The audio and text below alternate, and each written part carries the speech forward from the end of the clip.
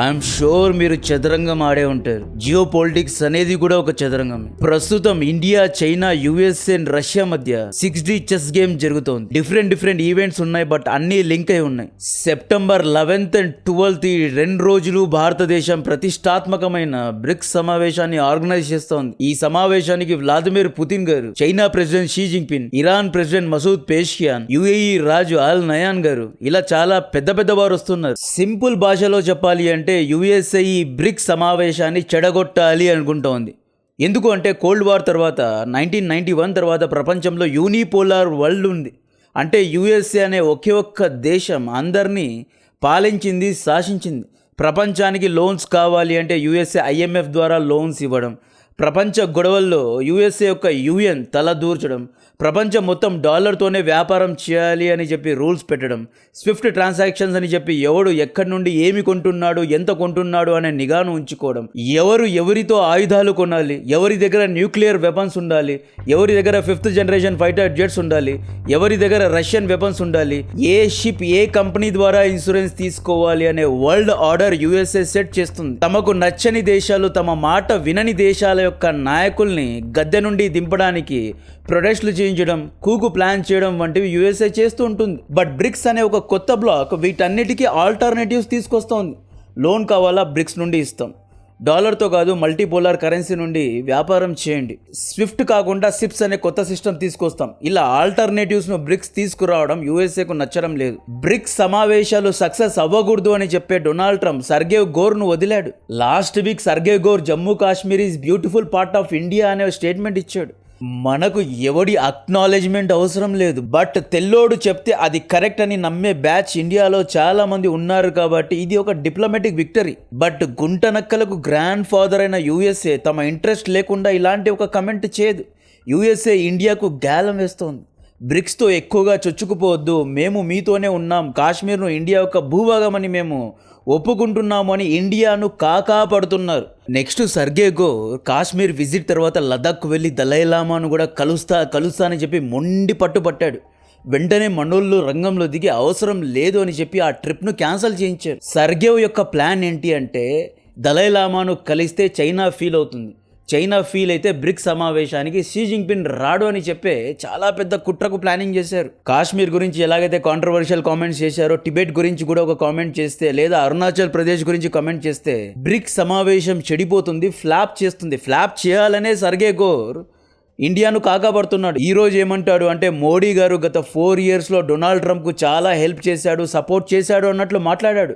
సర్గేవ్ను ఎంతవరకు నమ్మొచ్చు అనేది కమెంట్ చేయండి. ఎస్, యుఎస్ఏతో వ్యాపార పరంగా మనం ఇంటిగ్రేట్ అవ్వాల్సిందే, యుఎస్ఏ నుండి పెట్టుబడులు ఎత్తాల్సిందే. మన వల్ల యుఎస్ఏ కూడా లాభం ఉంది. ఒకటి, ఇండియాలో మార్కెట్ ఉంది కాబట్టి మన వల్ల యుఎస్ఏ లాభపడుతోంది, కాబట్టి మనం యుఎస్ఏ నుండి కూడా లాభపడాలి.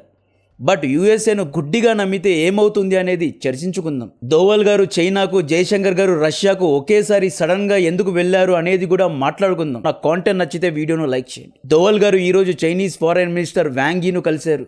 లైన్ ఆఫ్ యాక్చువల్ కంట్రోల్ అంటే దాదాపు 3500 కిలోమీటర్ల ఇండియా చైనా బార్డర్ ఇష్యూ గురించి డిస్కస్ చేశారు. లాస్ట్ జూన్లో వాంగ్ యీ ఇండియాకు వచ్చి బార్డర్ గురించి స్పెషల్ మీటింగ్స్ను కండక్ట్ చేశారు. బ్రిక్స్ సమావేశానికి షీ జింగ్పిన్ను ఆహ్వానించారు. ఇండియా ఏమంటోంది అంటే చైనా అండ్ ఇండియాలో 280 కోట్ల జనాభా ఉంది. 2 దేశాలు కలిసి మల్టీపోలార్ వరల్డ్ను, మల్టీపోలార్ ఏషియాను స్థాపించాలి. అంటే పవర్ అనేది మల్టిపుల్ దేశాల దగ్గర ఉండాలి అని చెప్పి ఇండియా అంటోంది. ఇక్కడ ఇండియా ఉద్దేశం అర్థం చేసుకోండి. ఇండియాకు డాలర్కు బదులు యాన్ రావాలి అని లేదు. ఆల్రెడీ పవర్ మొత్తాన్ని యుఎస్ఏకు ఇచ్చేసి నష్టపోయాం, మళ్ళీ ఆ తప్పు చేయొద్దు. వ్యాపారం అనేది రూపీ, యాన్, రూబల్, డాలర్ ఇలా మల్టిపుల్ కరెన్సీస్ ద్వారా జరగాలి అనేది మన యొక్క ఉద్దేశం. అండ్ బార్డర్ విషయంలో కూడా మనం చైనాతో ఎంగేజ్ అవుతున్నాం. డాలరైజేషన్ లాగా యానైజేషన్ వచ్చేస్తే చైనా అనేది అందరి నెత్తి మీద నిలబడి తాండవం చేస్తుంది. యుఎస్ఏ కంటే చైనా చాలా ప్రమాదం. అట్లీస్ట్ యుఎస్ఏలో ఎలక్షన్స్ జరుగుతాయి, డెమోక్రసీ ఉంది, రైట్ లెఫ్ట్ అని చెప్పి ఎన్నో లాబీస్ ఉన్నాయి. యుఎస్ఏలో ప్రెస్, మీడియా ఇలా ఫ్రీడమ్ ఉంటుంది. షీ జింగ్పిన్ గనుక వరల్డ్ లీడర్ అయ్యాడు అనుకుంటే పిచ్చోడి చేతికి రాయి ఇచ్చినట్లు. ట్రాన్స్పరెన్సీ ఉండదు, ప్రెస్ ఫ్రీడమ్ ఉండదు, ఇలా అందరినీ తొక్కుకుంటూ పోతారు అనమాట. ఇప్పుడు మనకు చైనాతో అవసరం ఉందా అంటే ఎస్ ఉంది. చైనా మనకు రా materials, rare earth magnets, solar panels, EV batteries ఇలా ఎన్నో వస్తువులు చాలా తక్కువ ధరలో అమ్ముతోంది.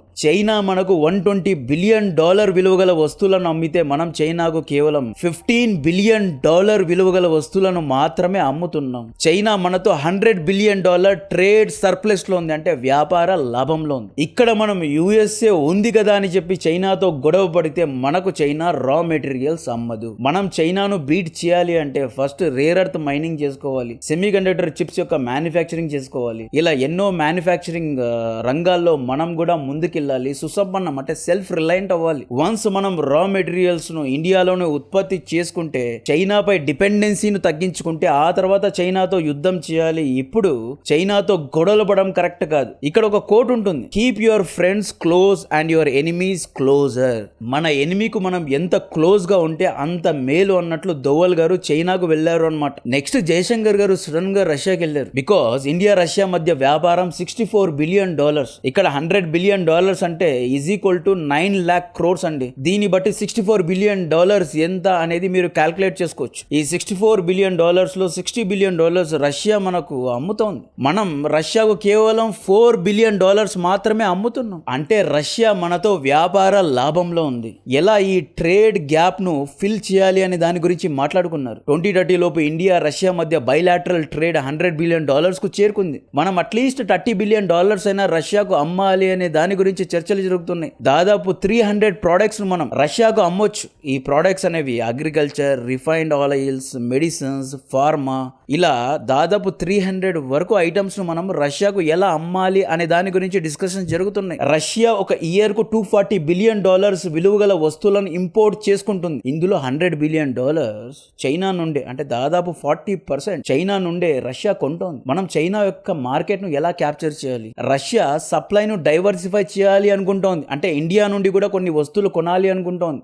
ఇండియా రష్యా మధ్య కూడా వ్యాపార విషయంలో ఎన్నో ఇష్యూస్ ఉన్నాయి. రష్యా ఏమంటుంది అంటే యాన్ లేదా యుఏఈ యొక్క రియాల్ ద్వారా వ్యాపారం చేసుకుందాము, మా దగ్గర బిలియన్స్ ఆఫ్ రూపీస్ ఉన్నాయి, దీన్ని ఎక్కడ అమ్మాలి, దీంతో ఏం కొనాలి అనేది మాకు అర్థం కావడం లేదు అని చెప్పి రష్యా యొక్క కన్సర్న్ అన్నమాట. వ్యాపార విషయంలో ఒక్కటే కాదు, ఇంకొక విషయం ఏంటి అంటే కొంతమంది హిందీ నార్త్ ఇండియన్ వెధవలు రష్యాకు వెళ్ళి అక్కడ చిల్లర పనులు చేస్తున్నారండి.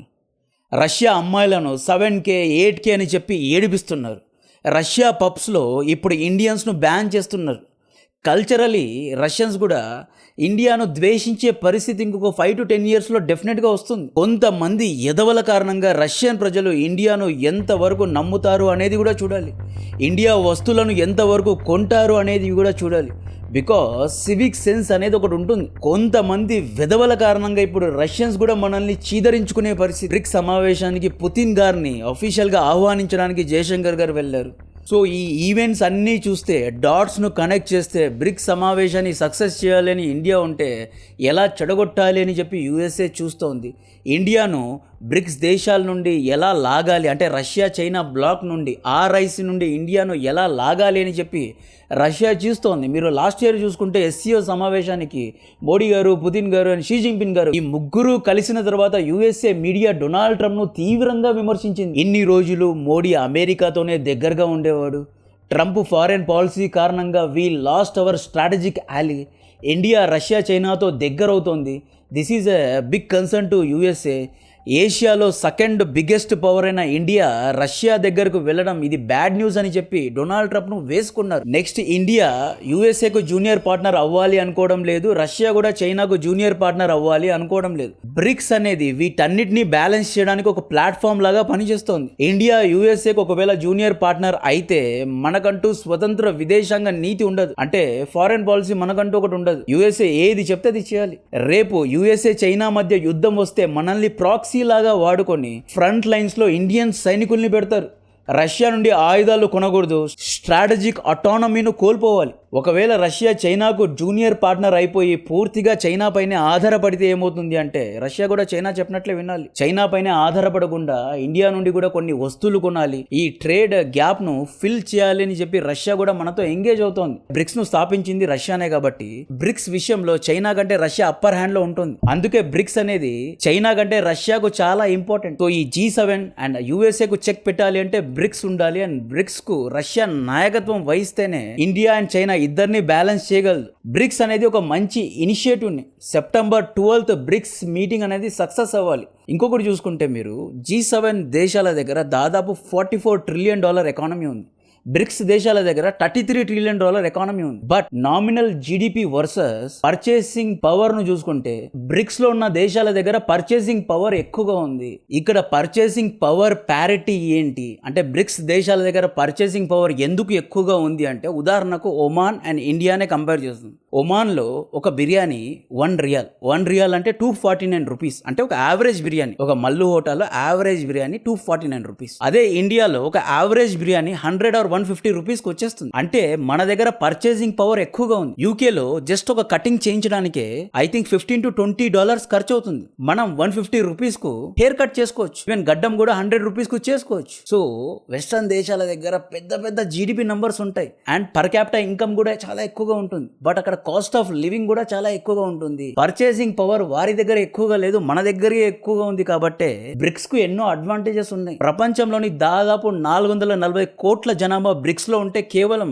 60 నుండి 90 కోట్ల జనాభా G7 లో ఉంది. అండ్ G7 దగ్గర యువత లేరు. అంటే future is BRICS. One fine day USA ఎప్పుడైతే పతనం అవుతుందో ఆ వన్ ఫైన్ డే బ్రిక్స్ ను తీసుకొచ్చి బ్రిక్స్ ఇస్ ద ఆల్టర్నేటివ్ అని చెప్తారు అనమాట. సో అందుకే దీనికి ఒక యాంకరింగ్ రోల్ లాగా అంటే ఒక ఫౌండింగ్ మెంబర్ లాగా ఇండియా ఒక మంచి పొజిషన్ తీసుకోవడానికి ట్రై చేస్తోంది. దీన్ని చెడగొట్టడానికి సర్గేవ్ గోర్ విశ్వ ప్రయత్నాలు చేస్తుంది. బ్రిక్స్ యొక్క ఫ్యూచర్ ఏంటి అనేది కూడా మీ ఒపీనియన్ కమెంట్ చేయండి. జై హింద్.